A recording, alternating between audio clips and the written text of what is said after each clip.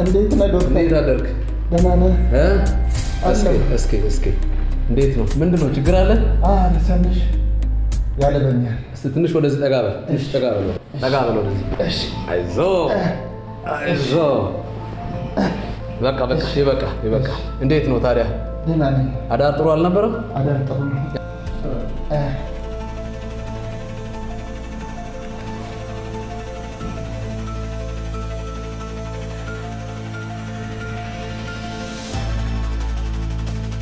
እስኪ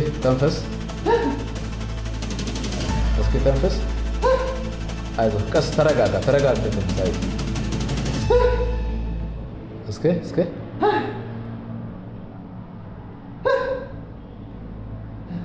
አይዞህ። በጣም እየተሻለ ነው። ምንም ችግር የለም። እሺ ተረጋጋ። እሺ በቃ እንዴት ነው ታዲያ? እዚህ ወዲያ አካባቢ ያለው ችግር አለ? እሱ ትንሽ አለኝ። ያው ግጭቱ እሱ ትንሽ ይነቀንቀኛል። ውጋቱሳ? ውጋቱ ደህና ነው። ደህና ነው።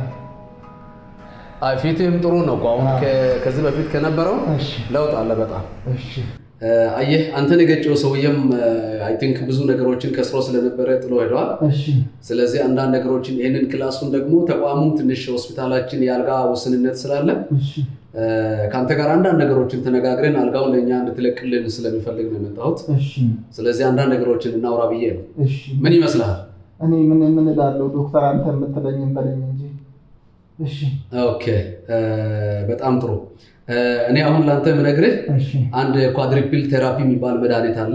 ኳድሪፕል ምን ማለት ነው? ኳድሪፕል ማለት አራት አይነት መድኃኒት ሆኖ በአንድ ላይ የሚወሰድ መድኃኒት ማለት ነው። እሺ መድኃኒቱን በምትወስድበት ጊዜ የተወሰነ ሳይድ ኢፌክት ሊኖር ይችላል።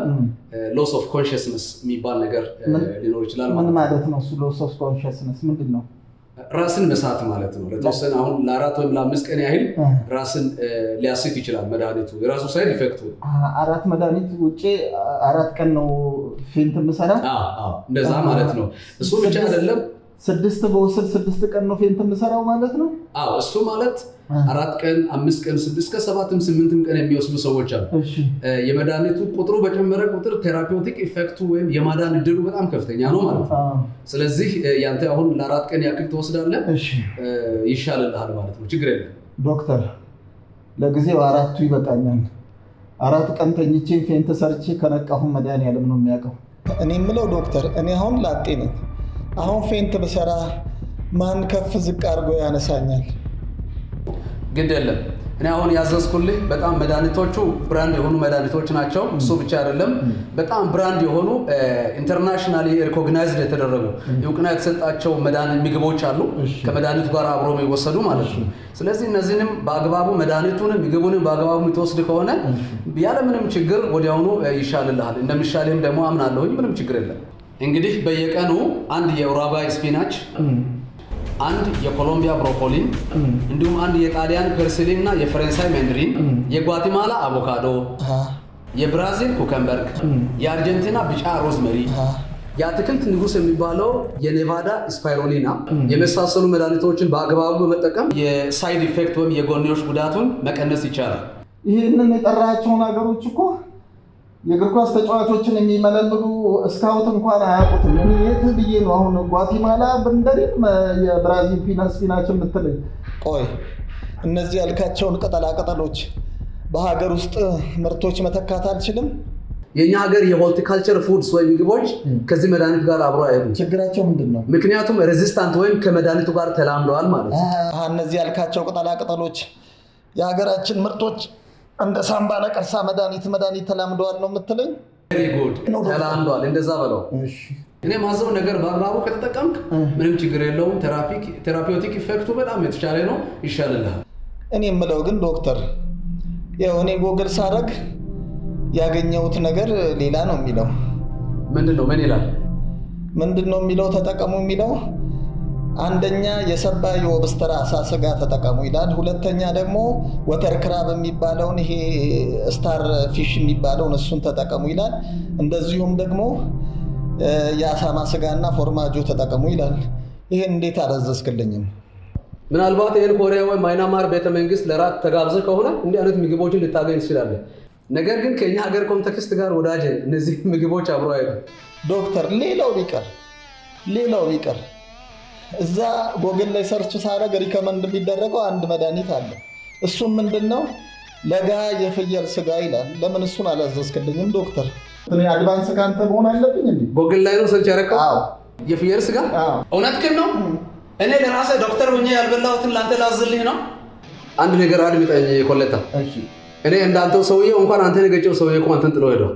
እኔ እኮ ፕሮፌሽናል ኤቲክስ ስለሚያስገድደኝ ይንካ ይሄንን ውሰድና አንተ ራስህን አክም ከፈለክ አይደለም ዶክተር። እኔ እኮ ጎግል ላይ ሰርች እኔ ሙያዊ ስነ ምግባሬ ስለሚያስገድደኝ እንጂ ጥዬ መሄድ እችላለሁ። ፕሪስክራይብ አደርጋለሁ።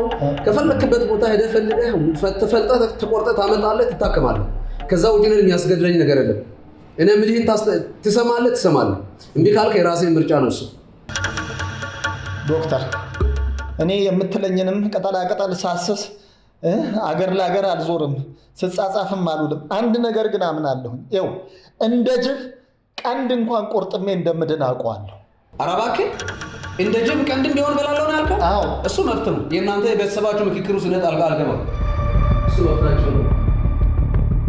ዶክተር ሲስተር ሰማሹ? እኔ ያልበላሁትን ላዝል አልችልም ማለት እኮ። እሺ አቶ ኮሌታ፣ እኔ ግን አንድ የበላሁት አለ። አንቺ የበላሽው አለ? ይሄ ቅጠላቅጠሎቹ እዚህ ሀገር ይገኛሉ? አንድ መድኃኒት ልምከርህ። ሀብታም ባለጠጋ ስለሆኑ የሚያገኙት ወይም ደግሞ ድሃ ስለሆኑ የሚያጡት ሳይሆን በሁሉ ቦታ በሁሉም ዘንድ የሚገኝ አንድ እውነተኛ የሆነ መድኃኒት አለ። አንቺ ቀምሰሻል? እዚህ ሀገር አለ ለእኔ ፈውስም ይሆን?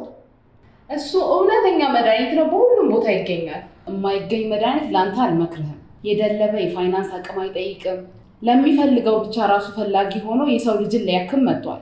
እሱም ኢየሱስ ክርስቶስ የእግዚአብሔር ልጅ ይባላል። ባለጸጋዎች ገንዘብ ስላላቸው ብቻ ኦርደር አድርገው አያስመጡትም። ያጣ የነጣ ድሃ ደግሞ በምን አቅም ለእኔ ይመጣል ብሎ ተስፋ አያስቆርጠው። ለፈለጉት በዮሐንስ ወንጌል 8:12 ላይ ኢየሱስም እንዲህ አለ፣ እኔ የዓለም ብርሃን ነኝ፣ የሚከተለኝም የሕይወት ብርሃን ይሆንለታል እንጂ በጨለማ አይመላለስም ብሎ ተናገራቸው።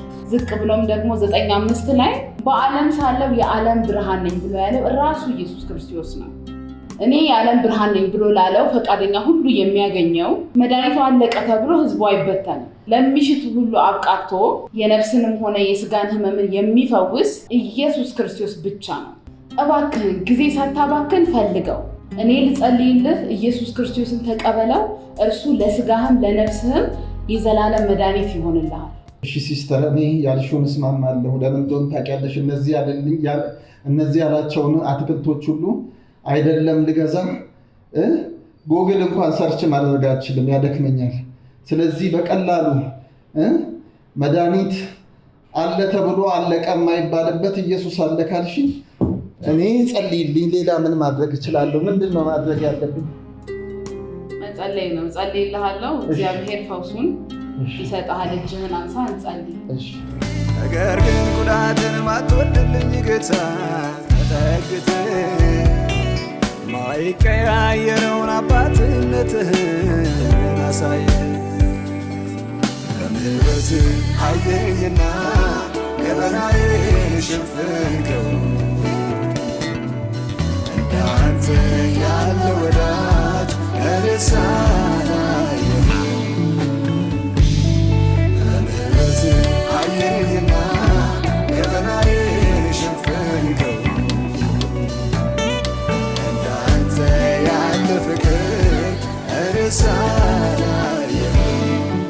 ውድ የሮቦት አርት ሚኒስትሪ ቤተሰቦች እግዚአብሔር አምላካችን ስሙ የተባረከ ይሁን።